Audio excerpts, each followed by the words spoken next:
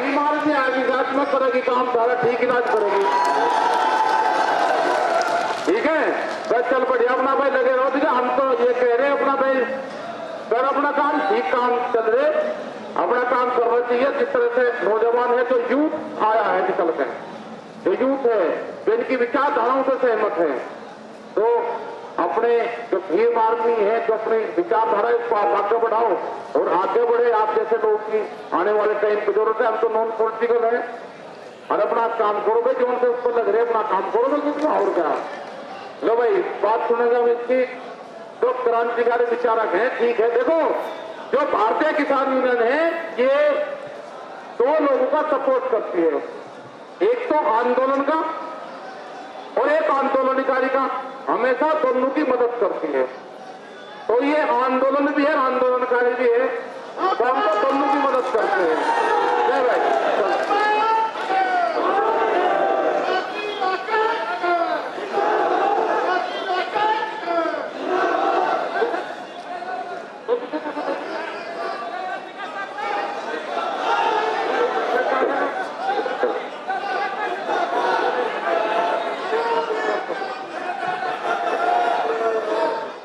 उसके बाद जो एक बैठक का सिलसिला है वो संभवतः शुरू हो जाएगा और यही वजह है कि यहाँ पर जो तैयारियां पूरी कर ली गई हैं।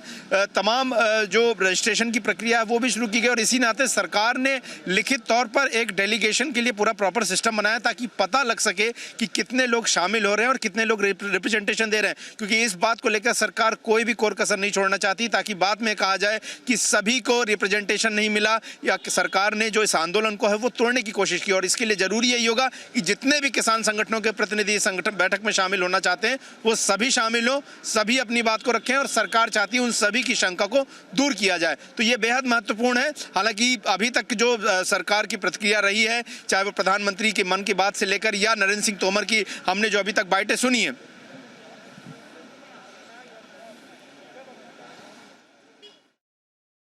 हर संगठन की बात अलग अलग है। ये सब ऐसा लग रहा है कि सभी संगठन एकजुट नहीं है क्या? तो ये 35 संगठन है, ये क्या अलग अलग बातें रखेंगी? फिर सरकार के सामने बड़ी मुश्किल होगी रवि।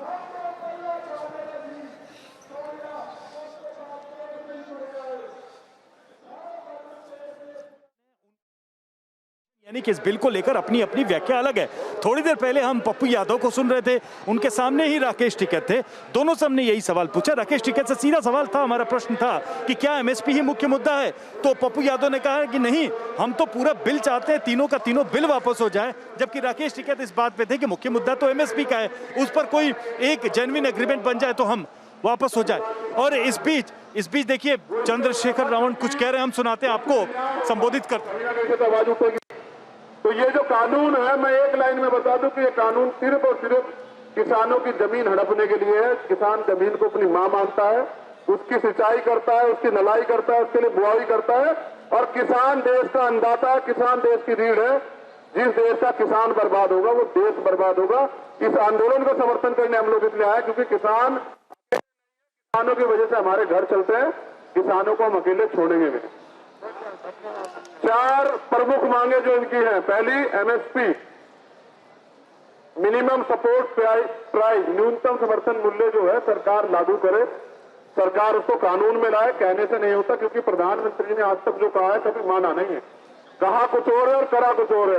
कहा कि काला धन वापस लाएंगे, लेकिन आप देखो कोई किसान परिवार का नहीं था, इतने लोग पैसा लेके भागे गुजरात से, देश बर्बाद कर दिया।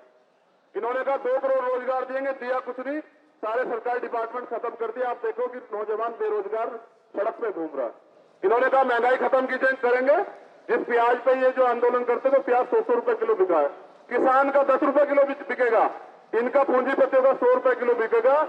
ये देश में कि वो अंग्रेजों की तरह, सर छोटू राम कहते थे कि मंडी और पाखंडी से संभाल के रहना आंदोलन को।